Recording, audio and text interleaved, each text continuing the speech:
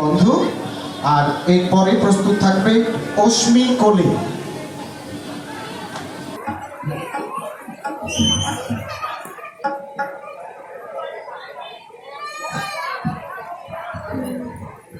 Hello, নমস্কার।